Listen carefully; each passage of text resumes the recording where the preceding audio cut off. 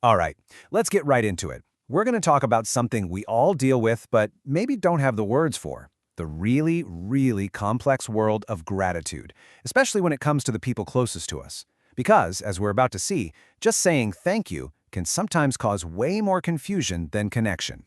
So tell me if this sounds familiar. You've poured your heart and soul into something for someone you love, you planned the perfect surprise, pulled off this amazing gesture, spent time, energy, and just so much care. And the response you get? It's a thank you, but it just feels flat, you know? It's this confusing, kind of sinking feeling, and today we're going to unpack exactly why that happens. It all boils down to this idea of a gratitude mismatch. It's that moment when your emotional investment just doesn't seem to add up. You've put in $100 of effort, so to speak, and you feel like you got $1 of acknowledgement back. The emotional books just don't balance.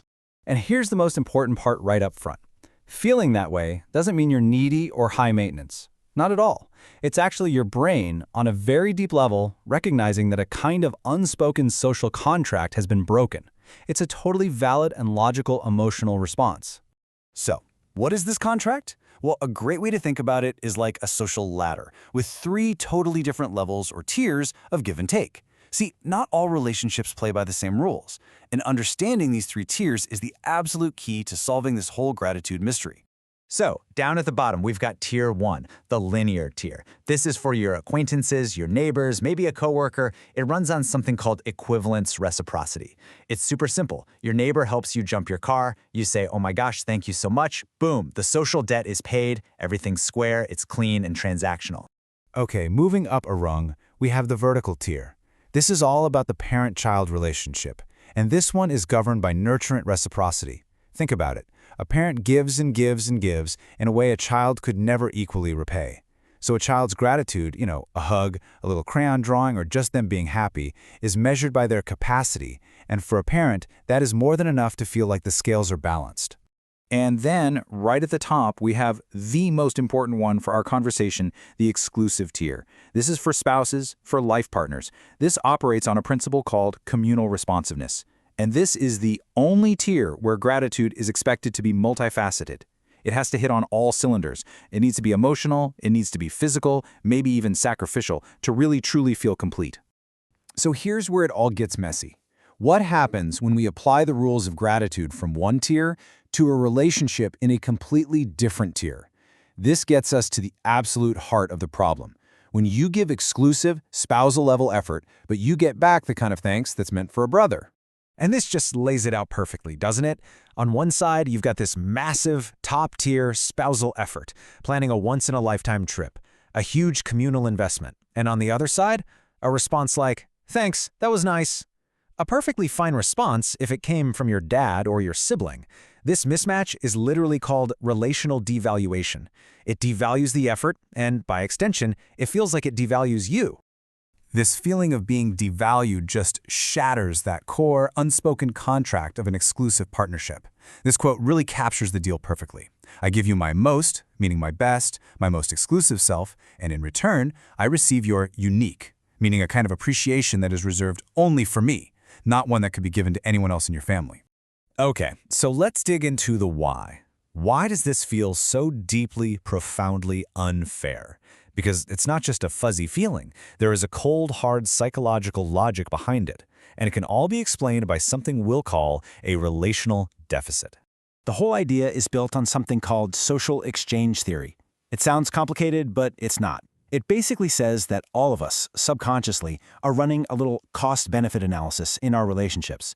We are hardwired to want relationships where the rewards feel at least equal to, if not greater than, the costs we put in. And here's the math. It's simple. When the effort, the cost, is super high, but the gratitude, the reward, is low or generic, you wind up with a relational deficit. You're in the red. And if that deficit keeps happening over and over, it leads to what researchers call relational burnout. You just feel like you have nothing left to give. Here's another way to frame it. The difference between our 2 most important types of relationships. Family is a covenant of blood. It's secure by default, right? Which means it's pretty easy to take it for granted. But a marriage, a partnership, that's a covenant of choice. It has to be actively chosen, day in and day out. So when you apply that family-level complacency, that relational inertia, to a marriage, It feels like a total betrayal of the choice that relationship is built on. So if that's the problem, what on earth is the solution? Well, thankfully, the science of gratitude gives us a really clear roadmap. The work of psychologist Sarah Aljo is amazing here. She shows how the right kind of gratitude doesn't just balance the books, it actually binds a relationship together. And she makes this absolutely crucial distinction. Low-quality gratitude, it just acknowledges the act. Thanks for the trip. It closes the transactional loop, and that's about it.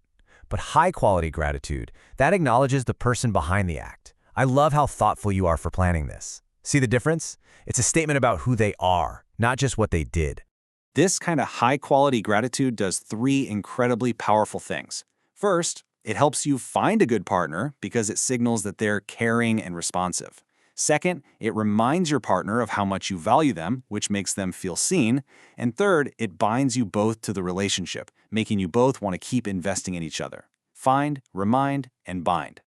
Okay, let's pull all these threads together now. It's time to get to the relational bottom line. We've journeyed from that confusing, sinking feeling all the way to a place of real, actionable clarity. So if you take one thing away, let it be this. That feeling you get from a mismatched thank you is not you being needy. It is a perfectly logical, rational, and normal reaction to a status-effort mismatch. You offered something from the top shelf, the exclusive tier, and you got a response from one of the lower ones. And here's maybe the sharpest way to see it. When a child offers you their best possible gratitude, they are meeting their relational ceiling. They're giving you all they've got, and that feels satisfying. But when a spouse offers that generic, kinship-level gratitude, they're hitting a relational floor. They're giving the bare minimum, and that's what leads to bitterness. So, all of this leaves us with a really powerful question to ask ourselves. And it's not just about how we feel when we get a thank you.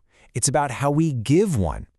In your most important relationships, the ones you choose every day, is your gratitude truly matching the moment? Is it matching the investment? Is it matching the person you love?